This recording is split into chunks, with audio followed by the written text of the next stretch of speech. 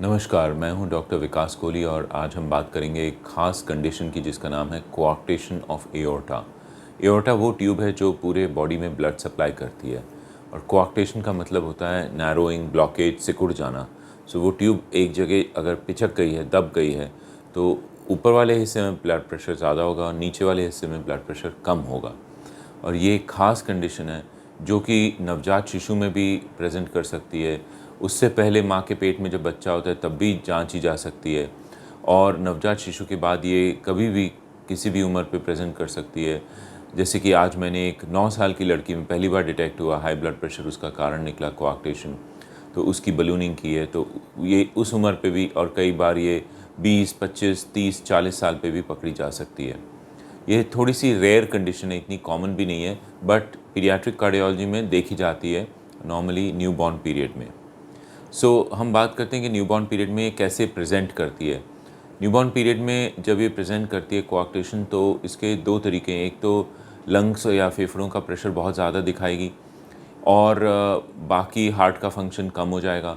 और दूसरा तरीका है कि सिर्फ हार्ट का फंक्शन कम होगा, ब्लड प्रेशर लो होगा और क्योंकि नीचे वाले हिस्से में ब्लड प्रेशर कम है तो आंतें और किडनी काम नहीं करेंगे और उसी समय एक इमरजेंसी दवाई शुरू करनी पड़ेगी और उस दवाई को शुरू करके जब फंक्शन नॉर्मल हो जाएगा तो उसको सर्जरी से या बलूनिंग से ठीक करना पड़ेगा। ये नवजात शिशु में रिपेयर की बात है। और उसके बाद अगर ये प्रेजेंट करती है जैसे 2 या 3 या 4 महीने पे, तो आम तौर से नीचे वाले हिस्से में ब्लड प्रेशर कम होता है, ऊपर वाले हिस्से में ज़्यादा होता है।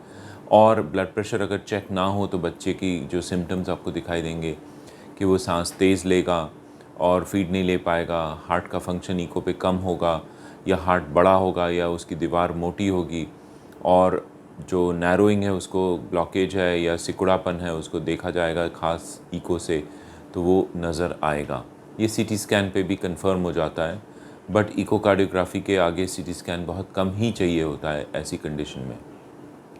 अब सवाल उठता है कि इसका इलाज क्या है। इसका इलाज 2 तरीक़ों से है, बलूनिंग से है और सर्जरी से है। नवजात शिशु में अगर हम करते हैं तो आम तौर से हम सर्जरी करना चाहते हैं।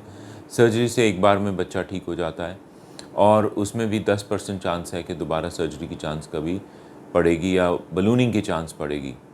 और अगर बलूनिंग से करते हैं तो फिर दोबारा बलूनिंग की चांस ज़रूर पड़ती है और उसके बाद आगे जाके फिर जब बच्चा बड़ा हो जाता है तो स्टेंट डलता है। इसका फ़ायदा ये है कि बच्चे को कभी हार्ट का ऑपरेशन नहीं चाहिए होता, बच्चा नॉर्मल हो जाता है, लेकिन कई बार 2 या कई बार 3 प्रोसीजर करने पड़ते हैं बलूनिंग के। ये सिर्फ फ़र्क है। और जिन पेरेंट्स को बहुत ख़ास ये है कि ऑपरेशन ना हो बच्चे का और एक दिन एंजियोप्लास्टी करके उसी से ठीक हो जाए, तो ये तरीका काफ़ी अच्छा है। ये हो गया कोआक्टेशन के बारे में और इसके डिटेक्शन के बारे में। कई बार ये प्रेगनेंसी में भी पता चलती है और जब प्रेगनेंसी में शक उठता है कोआक्टेशन का, तो उसमें से सिर्फ 30% बच्चों में कोआक्टेशन असली में निकलती है। तो प्रेगनेंसी का जो शक है वो डायग्नोसिस नवजात शिशु में ही कंफर्म हो सकता है। कोआक्टेशन ऐसी कंडीशन है जिसमें अगर ठीक टाइम से पकड़ा जाए, इलाज हो जाए, तो बच्चा पूरा नॉर्मल हो जाता है, आगे की लाइफ नॉर्मल हो जाती है। आमतौर से लाइफ लॉन्ग दवाइयाँ नहीं चाहिए होती और आमतौर से लाइफ लॉन्ग कुछ डिसेबिलिटी नहीं रहती या हार्ट की प्रॉब्लम नहीं रहती है। 70% बच्चों में इसके साथ एओर्टिक वाल्व जो है, जो एओर्टा का वाल्व है, वो बाइकस्पिड होता है और उसका फॉलोअप चाहिए होता है हमें। ये हो गया कोआक्टेशन के बारे में। अगर आपके कुछ सवाल हैं तो नीचे कमेंट्स में लिख दीजिए और हम लोग उसका जवाब आपको लिख के देंगे। बहुत बहुत शुक्रिया।